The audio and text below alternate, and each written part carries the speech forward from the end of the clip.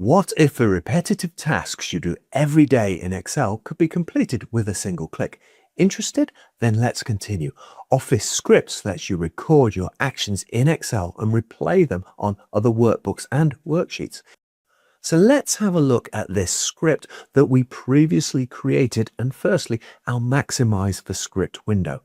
From the ellipses button, I can additionally view logs and get help, change the editor settings, and add the script as a button into the workbook. Notice that the script is documented with these comments. Okay, now that we're familiar with recording scripts and working with the editor, we can move from recorded scripts to writing code that directly interacts with Excel data by working with range and table objects to read, write, and format information programmatically. This is where Office Scripts start to become truly powerful for structured automation. Okay, first of all, let's discuss the differences between ranges and tables. A range is just a set of plain cells, whereas a table is a structured object with headers and rows. When you reference a range, you just specify a cell reference, for example, A5 to C12, a single cell such as D5, or an entire column such as column A. A table is a little more complex and has specific structural references comprising of the table name and a parameter, in this case, the column name.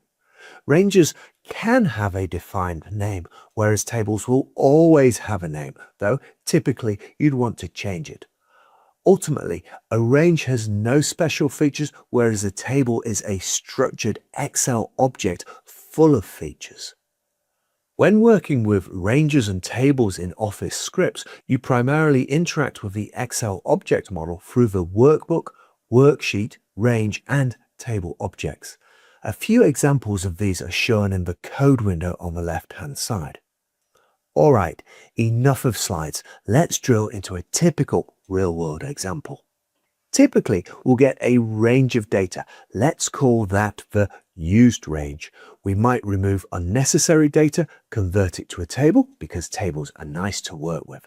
Then we'll read or transform the values, maybe add some calculated or summary data, and apply some formatting. I'm going to go through some examples of scripts that show some of the most common functions that you're likely to use, and these demos build upon each other. Let's go ahead with the first demo. This script deals with a range of data on the worksheet. So the selected sheet is set to the active sheet, which is the current one called data. Then within there, we access the columns A to Z and auto-fit them. Let's run that. Okay, the important point here is using this code to select the range of columns from A to Z. This script also deals with the range of data on the worksheet, but this time I want to delete column A. Instead of specifying columns A to Z as we did before, I'm going to use the function getUsedRange, which determines the size of a range, meaning that I don't have to.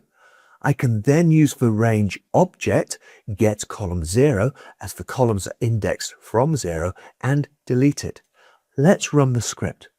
Okay, the important point here is using this code to get the used range.